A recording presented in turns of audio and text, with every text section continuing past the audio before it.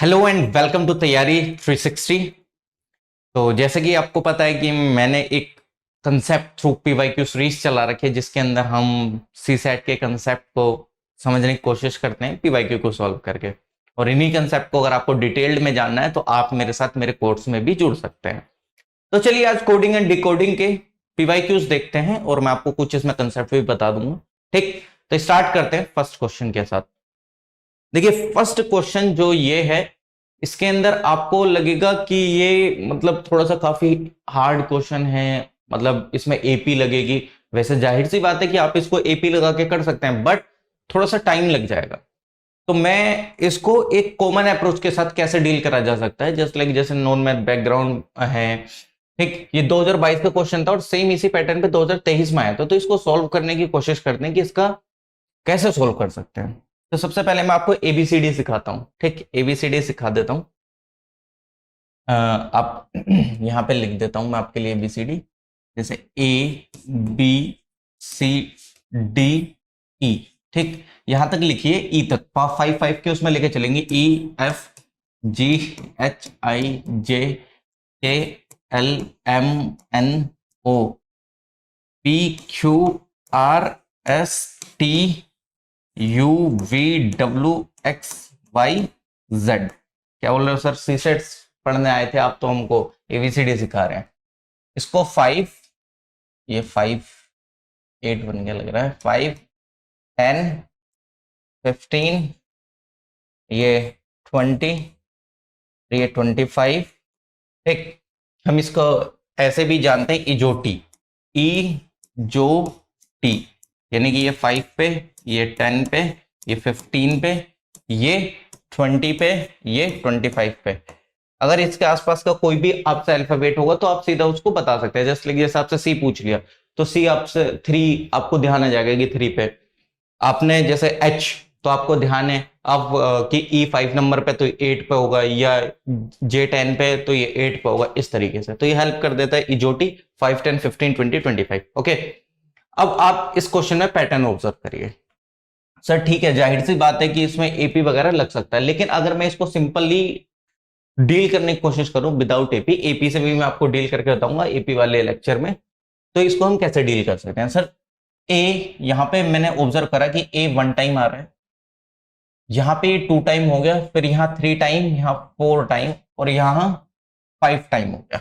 ठीक, मेरे को एक चीज पता चल गई सर, मैं A B C D E F G H I J ऐसे लिख लेता हूं, जे के। सर ए फर्स्ट नंबर पे 1 टाइम, तो यानी कि ए फर्स्ट पोजीशन पे 1 टाइम आया। आप इनका नंबरिंग लिख दीजिए, 1 2 3 4 5 6 7 8 9 और 10, और ये 11 हो गया। सर ए फर्स्ट पे एक बार आया, बी सेकंड पे ए बी हो गया, यानी कि 2 बार लिखा गया, सी 3 पे तो यानी कि ए बी सी, फिर ए बी सी डी, फिर ए बी सी डी ई। उसने ऐसा 100 प्लेस पूछा है हमसे।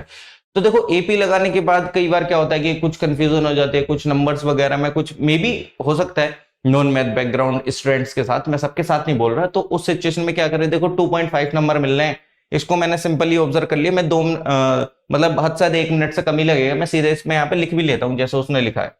ठीक, ए यहाँ पे कितने बार आया, ए एक बार, ए बी हो गया, फिर अगला लिखा जाएगा A B C, A B C D. ठीक, और ये क्या हो गया, A B C D E, A B C D E. फिर ये कितने टाइम हो गया, A B C D E F. ठीक, ये 7 नंबर पे तो 7 time, A B C D E F G. ठीक, ऐसी है एच, एच को लिखा जाएगा A B C D E F G H. ठीक, ऐसे ही आपको आई लिखना पड़ेगा, थोड़ा सा ऊपर लिख लेते हैं इनको क्योंकि यहां पे कंफ्यूजन ना हो। A B C D E F G H I. ठीक, जे को लिख लेते हैं A B C D E F G H I J. K भी लिख लेते हैं एक बार को, देखते हैं कहां तक बैठेगा ये। A B C D E F G H I J K. ठीक, यही तो रिपीट हो रहा है ना, जो जितनी बार आया वैसे ही। इसको लिखने में मुझे ज्यादा टाइम नहीं लगा। अब मैं 100 प्लेस इसमें एक बार काउंट करके देखता हूं। 1 2 3 4 5 6 7 8 9 10 11 12 13 14 15 16 17 18 19 20 21 22 23 24 25 26 27 28 28 29 30 31 32 33 34 35 36 37 38 39 40 41 42 43 44 45 45 45 हो गए ना, 45 46 47 48 49 50 51 50 52 53 54 55 56 57 58 59 60 61 62 63 64 65 66, यानी कि 66 तक हम के पे आ गए। तो नेक्स्ट भी थोड़ा सा एक दो और हमको लिखनी पड़ेंगी। ठीक, क्योंकि मुझे के तक हम 66 तक आ गए। तो यानी कि अगर देखा जाए जे के एल एम एन तक लिख लेते हैं, एन तक लिख लेते हैं। काम करते हैं, इस वाले पेज पे लिखते हैं, एन तक लिख लेते हैं। ठीक, कुछ चलो यहां पे लिख लेते हैं एन। जे के तक लिख लिया था ना, K A B C D J H I J K L M N O P ऐसे। ठीक, और ये हमने कहां तक लिख लिया था, के तक लिख लिया था। ठीक, इसको लिख लेते हैं A B C D E F G H I J K L. ठीक, A B C D E F G H I J K L M, A B C D E F G H I J K L M N.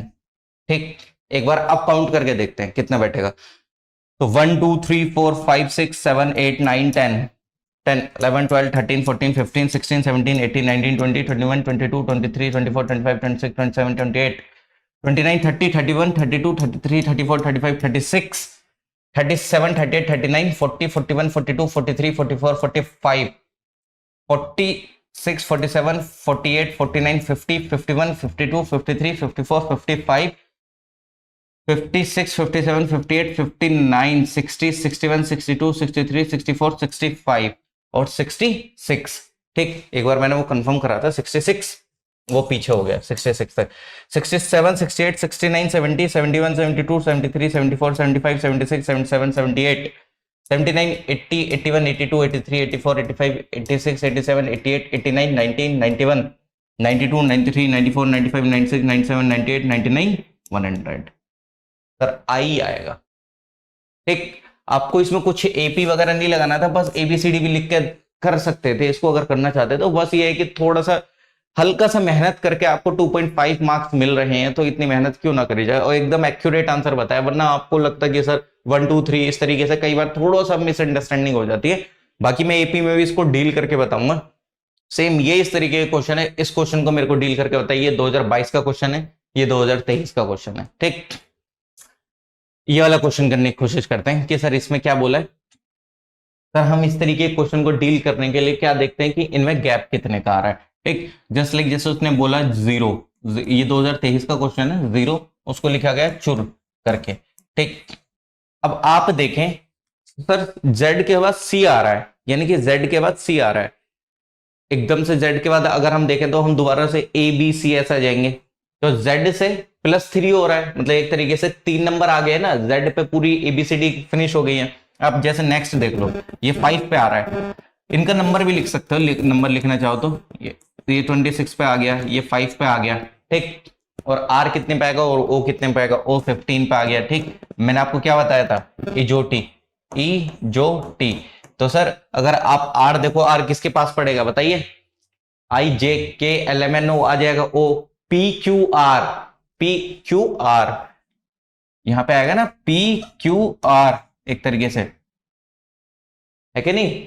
जे ओ तक आ गया, ABCD F J J K L M N O P Q R, और ये कितने 15 16 17 18, तो इसलिए मैंने आपको वो उसमें इजोटी बताया था। ठीक, अब आप सेम इसको ऐसे लिख लो, सर ये 3 पे आ गया, ये 8 पे आ गया, और ये किस पे आ गया। अब आप यहां पे देख सकते हैं सर ये किसके पास है, टी, इसलिए इजोटी का फायदा हो जाता है।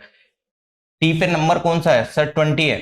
ठीक, अब अगर आप इसको देखेंगे तो ये O P Q R S T, STUV, T के बाद क्या आएगा, यू आएगा, तो यानी कि ये कितने पे आ गया, 21 में आ गया।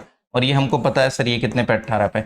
अगर आप देखें सब में 3-3 का गैप है, देखो यहां से यहां पे, अब आप बोलेंगे सर 26 और 3 तो 29 होते हैं, लेकिन ऐसा नहीं है। जेड पे ये फिनिश हो गया, फिर आगे 3 नंबर यानी कि ABC से स्टार्ट होगा, तीसरे पे आ गया +3, ये 5 से आगे 8 में आया +3, 18 से 21 आया +3 हुआ है, 15 से 18 आया सर +3 हुआ है। सेम सर इसमें सब में ऐसा कर लो। अब मैं क्या करता हूं सर, ये जो ऑप्शन है ना, ये ऑप्शन SOD यानी कि यहां तक तो कॉमन है, मैं एक बार ये वाला चेक करता हूं, ए से +3 जाएंगे तो C, यानी कि ये तो नहीं होगा, ये तो वैसे ही कैंसिल हो गया, ठीक। BBB यहां पे कॉमन है, GHH यहां पे चेक कर लेता हूं, मतलब मेरे को पूरा चेक करने की जरूरत ही नहीं है, मैं सिंपल यहां पे चेक करूंगा सर, ये 5 पे है, +3 हो रहा है सब में, तो 5 और +3 8 हो जाएगा, तो यानी कि H आएगा, ये कैंसिल हो गया, यानी कि इन दोनों में से कोई सा होगा। अब TU, R के बाद +2 +3 कर दिए सर, R के बाद 18 है, 18 में प्लस करेंगे 3 तो 21 आ जाएगा, ठीक। और 21 पे क्या है, U। मैं ये बोल रहा हूं कि आप सिंपल सीधा कर देते, आपको कुछ नहीं देखना था, आप देख सकते थे कि लास्ट में सर TT है, यहां पे कुछ अलग है, तो R में ही चेक कर लेते आप कि सर R में हम क्या प्लस कर रहे हैं, कि जो आ रहा है, तो R में प्लस करा तो हमारा क्या आ गया, ये U आ गया, ठीक। दैट्स व्हाई हमारा ये आंसर हो गया, ठीक है। नेक्स्ट क्वेश्चन, ये क्या बोल रहा है हमसे, ये बोलता है कि ये जो इनकॉम्प्रिहेंसिबिलिटीज लिखा गया है, तो इस इनकॉम्प्रिहेंसिबिलिटी को आपको रिवर्स ऑर्डर में लिखना है, यानी कि अल्फाबेटिकली रिवर्स ऑर्डर में अरेंज करना है। मतलब जैसे ये इनकॉम्प्रिहेंसिबिलिटीज में कुछ ऐसा आ रहा होगा, जैसे C पहले आ जाता है, O पहले आ जाता है, इस तरीके से, बट आपको अल्फाबेटिकली सीरीज नहीं फॉलो करनी है, ये वाली ABC से आपको बैक रिवर्स से फॉलो करना है, कि जब आप रिवर्स आएंगे तो कौन सा शब्द सबसे पहले पड़ेगा।